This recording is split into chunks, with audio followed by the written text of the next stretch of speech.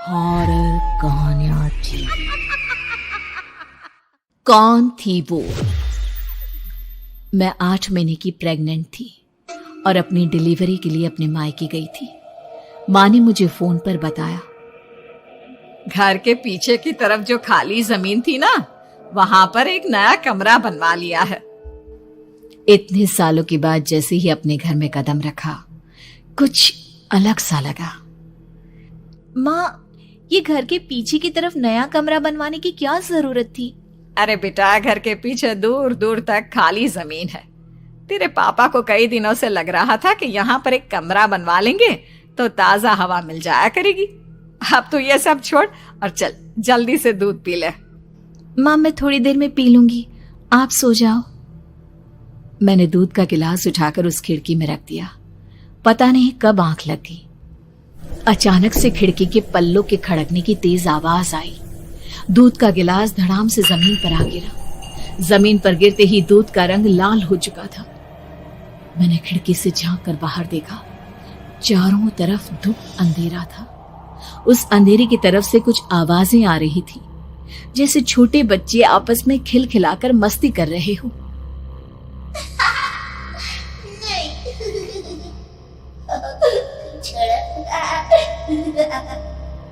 इतनी रात को इतने घनघोर अंधेरे में बच्चों की आवाज कैसे आ रही है? घड़ी में वक्त देखा तो ठीक 12 बजे थे। देखकर मैं सन्न रह गई। बुरी आत्माओं और भूतों की कई कहानियां मैं सुन चुकी थी। वक्त भी कुछ ऐसा ही था। ऊपर से मैं प्रेग्नेंट। सुना था कि ऐसे वक्त में अक्सर बुरी आत्माएं औरतों का पीछा करती है, तो क्या मेरे पीछे भी? पसीने से तरबतर बड़ी मुश्किल से, जैसे कांपते हाथों से मैंने उस खिड़की को बंद किया।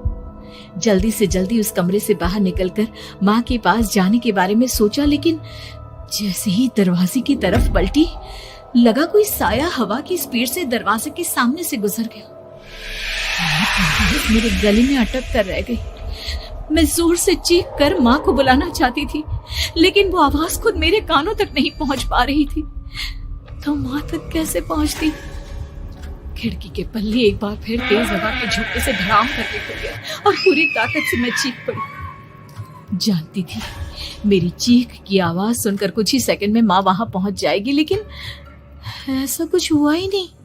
मेरा कलेजा डर के मारे फटा जा रहा था। आखिर माँ ने मेरी आवाज क्यों नहीं सुनी? इतनी गहरी नींद में तो माँ कभी नहीं सोती। ठीक पीछे खुली हुई वो खिड़की। मुझ में इतनी ताकत नहीं बची थी कि मैं पलटकर उस तरफ देख भी सकूं। हवा का एक सनसनाता हुआ झोंका उसी वक्त मेरे कानों से आकर टकराया। लगा जैसे किसी ने दबी हुई आवाज में धीरे से मुझसे कहा, चली जाओ यहाँ से। मैंने दोनों हाथ अपने कानों पर रख लिए और एक बार फिर ताकत लगाकर जोर से चीखने की कोशिश की। माँ! पापा! मेरी आवाज उस कमरे की दीवारों से टकराकर वापस मुझे ही सुनाई दे रही थी।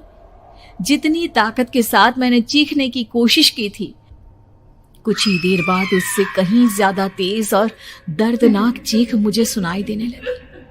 कि आवाज ठीक मेरे पीछे खिड़की से आ रही थी। वो आवाज मेरे कानों में पिघलते हुए लोहे की तरह गिर रही थी। उन आवाजों में हैवानियत थी। वो आवाजें किसी इंसान की नहीं है, इतना मैं समझ चुकी थी। कांप रहे हाथों से मैंने अंधेरे में कुछ ढूंढने की कोशिश की। तभी अचानक मेरा हाथ बेड पर रखी टॉर्च पर पड़ा। किसी तरह ताकत लगाकर टॉर्च का बटन ऑन किया, लेकिन ये क्या? सामने दरवाजे पर 3 छोटी लड़कियां खड़ी हुई थी। उनके हाथ में स्टील के चमचमाते हुए चाकू थे। मैं घबराकर लड़खड़ाई और पीछे की तरफ हटी, लेकिन तब तक वो मेरे पास आ चुकी थी। उनकी गर्दन टेढ़ी थी और उनके हाथों के वो चाकू मेरे पेट को निशाना बनाने को तैयार। मैं जोर से चीखी, नहीं, छोड़ दो मेरे बच्चे को, मत मारो, मत मारो, छोड़ दो मेरे बच्चे को। सोनाली, क्या हुआ बेटा? तू इतनी डरी हुई क्यों है? उठ बेटा, क्या हुआ? हड़बड़ाकर मैंने अपनी आंखें खोली। देखा तो दिन निकल आया था। माँ मुझे जगा रही थी। मेरा चेहरा पूरा पसीने से लथपथ था। क्या हुआ बेटा, तुमने कोई बुरा सपना देखा क्या? मैं अभी तक अपने पूरे होश में नहीं थी। वो मेरे बच्चे को मार देगी माँ।